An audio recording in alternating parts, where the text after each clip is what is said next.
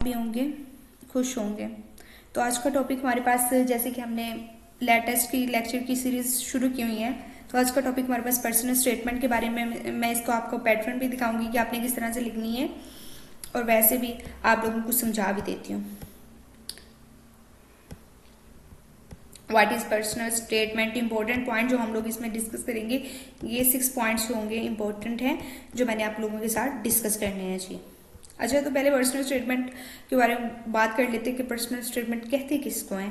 Personal statement वैसे अगर meaning लिया जाए तो खुद के बारे में बताना, यानी कि खुद को बयान करना, ये हमारे पास पर्सनल स्टेटमेंट होती है, यानी अपने बारे में राय देना।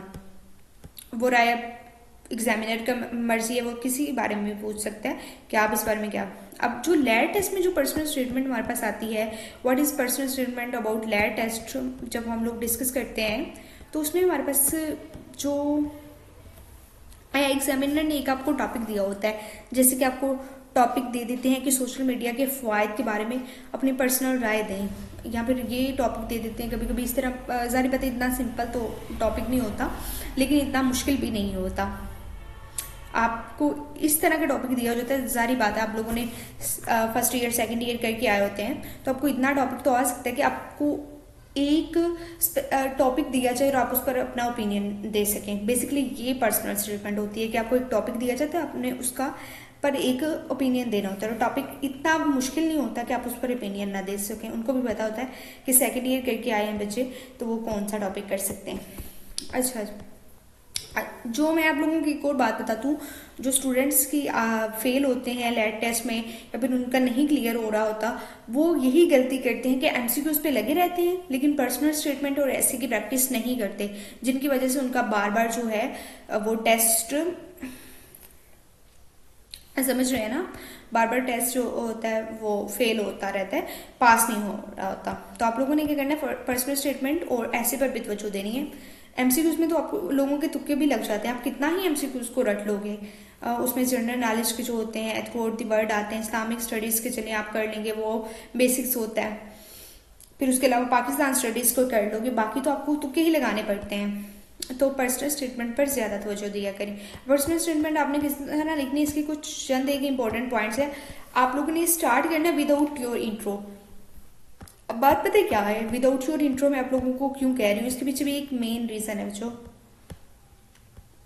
जब आप लोग एग्जाम में जाते हैं, मैं आप लोगों को अगर समझा सकूँ यहाँ पे, रुकिए, अच्छा जी, कलर सेलेक्ट कर लेते हैं जी, ब्लैक। अच्छा, जब आप एग्जाम में जाते हो ना, आपके पास सिर्फ ये एक पेज होता है पर्सनल स्टेटमेंट लिखने के लिए, जस्ट।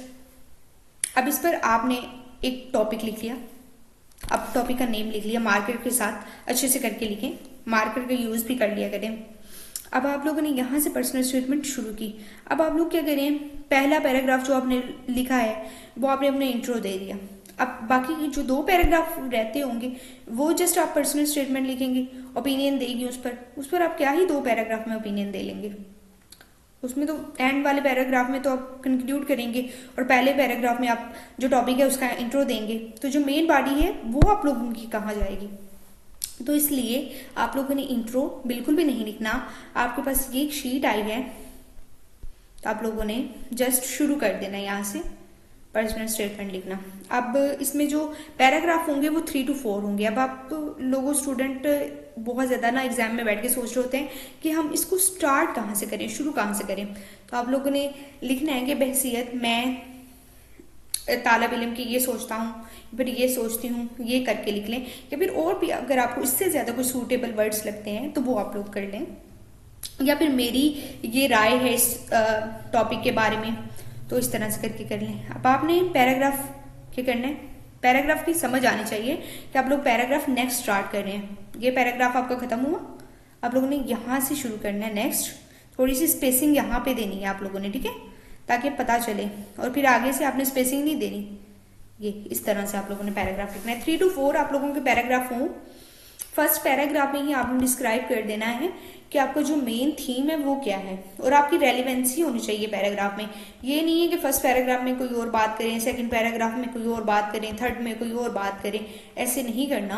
आपका जो एक ओपिनियन है वो आप लोगों ने थ्रू आउट लेकर चलना है, रेलिवेंसी होनी चाहिए।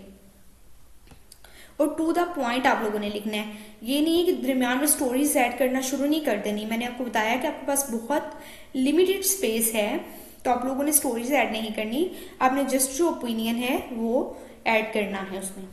और क्यूटेशन तो बिल्कुल भी ऐड नहीं करनी। फर्स्ट आपके पास एक पेज है, आप लोग इसमें क्यूटेशन ऐड कर लेंगे 2, तो बाकी ज़ाहिर बात है जब क्यूटेशन ऐड करते हैं यहाँ पे भी एक लाइन छोड़ते हैं, यहाँ पे भी एक लाइन छोड़ते हैं, तो आपके पास तो बाकी स्पेस तो रहेगी नहीं। पर्सनल स्टेटमेंट कैसे लिखोगे?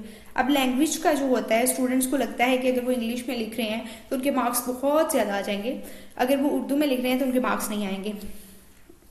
एक मिथ बन जाती है ना, तो ये बिल्कुल गलत है। आप उर्दू में लिखें या इंग्लिश में लिखें, आपकी स्ट्रॉन्ग ग्रिप होनी चाहिए अपने टॉपिक पे कि आप लिख क्या रहे हैं, वो देखना होता है एग्जामिनर ने। ये नहीं देखना होता कि आप उर्दू में लिख रहे हैं और इंग्लिश में लिख रहे हैं, और सेम लैंग्वेज होनी चाहिए। आप अगर ऐसे लिख रहे हैं तो वो भी उर्दू में लिखें, और पर्सनल स्टेटमेंट भी अगर आप इंग्लिश में लिख रहे हैं तो फिर दोनों इंग्लिश में लिखें। और हेडिंग्स ऐड नहीं करनी, पर्सनल स्टेटमेंट में आपने हेडिंग्स ऐड नहीं करनी। अब मैं आपको पैटर्न बोल रही हूँ, दिखा देती हूँ पर्सनल स्टेटमेंट अगर है मेरे पास यहाँ पे। जी डॉक्यूमेंट ओपन है, ये तो नॉवल आ गया।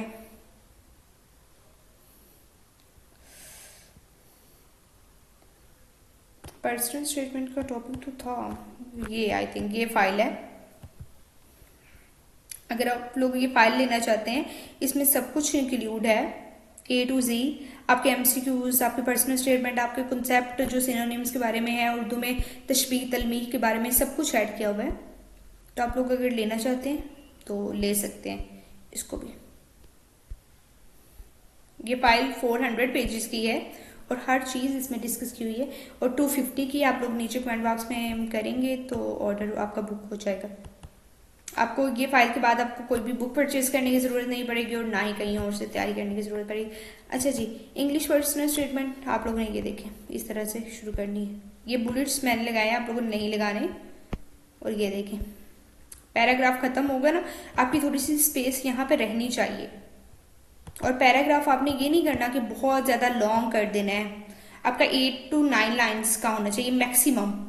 वैसे तो आप 6 to 7 लाइन्स करके छोड़ दें मैक्सिमम भी। अगर आप ये देखिए 4 पैराग्राफ्स यहाँ पे हुए हैं, पर्सनल स्टेटमेंट है। अगर उर्दू में आप लिख रहे हैं तो फिर भी ऐसे ही 4 पैराग्राफ और आपका खत्म। तो इस तरह से आप लोगों ने पर्सनल स्टेटमेंट लिखनी है। Thanks to all of you मुझे सुनने के लिए। इंशाल्लाह नेक्स्ट सीरीज बनेगी आपकी MCQs पर, और ऐसे पे एक लेक्चर बनाना है। ये मुकम्मल फाइल है, आप लोग इसको भी देख लें। इसमें हर तरह के क्वेश्चन हैं और टॉपिक वाइज भी मैंने MCQs दिए हुए हैं। आपको हर तरह से MCQs जो है ना वो कवर आप किए हुए हैं इसमें, और हर बुक के हैं जितना भी आपका सिलेबस है। इंपॉर्टेंट पॉइंट्स दिए हुए हैं, सब कुछ दिया होगा आपको। थैंक यू वेरी मच, अल्लाह हाफिज़।